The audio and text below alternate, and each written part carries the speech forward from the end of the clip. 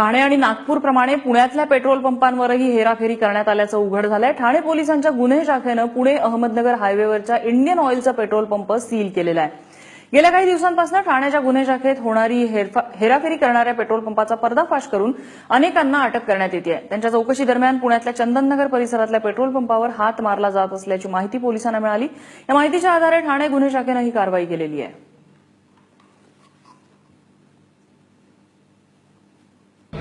पुण्यामध्ये देखील पेट्रोल पंपांवरती होणाऱ्या पेट्रोलच्या हेराफेरीबद्दल कारवाई सुरू झाली आहे। आपण आता आहोत पुणे अहमदनगर रस्त्यावरील खराडी जवळील इंडियन ऑइलच्या पेट्रोल पंपासमोर आणि या ठिकाणी हा पेट्रोल पंप सील करण्यात आला आहे। ठाण्याच्या गुन्हे शाखेकडून ही कारवाई करण्यात आली आहे। या पेट्रोल पंपावरती देखील जी काही आकडेवारी या ठिकाणी दिसते, डिजिटल जे काही आकडेवारी या ठिकाणी दिसते, त्याच्यामध्ये चिपच्या आधारे फेरफार करण्यात आला होता असं गुन्हे शाखेला आढळलं आणि त्यानंतर हा पेट्रोल पंप सील करण्यात आला आहे। आपल्यासोबत ठाण्याच्या गुन्हे शाखेचे पोलीस अधिकारी आहेत ज्यांनी ही कारवाई केली आहे। पोलीस निरीक्षक करपे आहेत। सर, या ठिकाणी तुम्हाला काय आढळलंय जेणेकरून तुम्ही ही कारवाई केली आहे?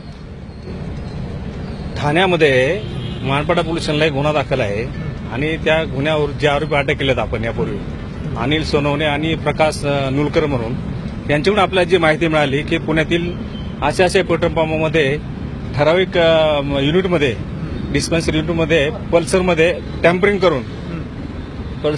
करून त्या पेट्रोलची चोरी केली जाते। त्यावरून आज ठाणे क्राईम ब्रँचची टीम आम्ही पुण्यात आलो आणि कन्सर्न स्थानिक पोलिसांची मदत घेतली।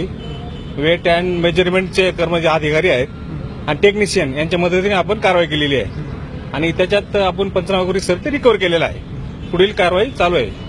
सर, ही नक्की कशी चोरी केली जात होती? आपण म्हटलात की एक चिप बसवण्यात येते किंवा एक यंत्र बसवण्यात येतं जेणेकरून प्रत्यक्षात वाहनामध्ये जेवढं पेट्रोल जायला हवं तेवढं जात नाही, मात्र इथं जे काही आकडे दिसतात ते पेट्रोल गेल्याचे, म्हणजे तेवढं गेल्याचे दाखवतात। बरोबर आहे। ते पल्सर असतं, त्या पल्सरमध्ये टॅम्परिंग करून चिप बसवली जाते आणि चिपमध्ये ते त्यांनी चिप बसवल्या जातात। त्यामुळे काय होतं, त्या वितरणामध्ये फरक पडतो। तर त्यामुळे पेट्रोल ठराविक जे आपला जे डिस्प्ले असतो, डिस्प्लेमध्ये दर्शवल्यापेक्षा कमी पेट्रोलचे वितरण होतं। पण अद्यापर्यंत असं काही निष्पन्न झालं नाही। तर आम्ही ते चिपमध्ये छेडछाड झालेला आम्हाला दिसून आले, तर साहेबांच्या मार्गदर्शनाखाली आम्ही ते चिपमध्ये छेडछाड झाल्याचं तुम्हाला दिसून आलं? ते सॉफ्टवेअर ते ऍडजस्ट करतात त्याप्रमाणे मग तेवढं त्याला ते पेट्रोल किंवा डिझेल कमी जातं। तरी सुद्धा आपण पुढील कन्सर्न कंपनीच्या लॅबमध्ये आपण ते पल्सर पाठवून तर खरोखर ऍक्च्युली टॅम्परिंग झाले की नाही त्याची खात्री केल्यानंतर पुढील कारवाई करण्यात येणार आहे। या पेट्रोल पंपाबरोबर आणखी कोणकोणत्या ठिकाणी आपली कारवाई सुरू आहे? पुण्यामध्ये चालू आम्ही करणार आहे, ते आता आम्ही डिस्क्लोज करू शकत। तुम्ही जे काही ठाण्यामध्ये अटक केलेला आरोपी आहे त्या आरोपीकडून जी काही माहिती मिळते त्या आधारे मग तुम्ही पुणे आणि इतर ठिकाणी तुमची कारवाई अपेक्षित असणार आहे? अगदी बरोबर आहे। तर ठाण्यामध्ये जो आरोपी अटक करण्यात आला होता त्याच्या माहितीच्या आधारे ही कारवाई करण्यात येते। ठाण्यामध्ये अशा प्रकारची कारवाई पाहिली होती आणि आता पुण्यामध्ये देखील ही पहिल्यांदा कारवाई होतीये।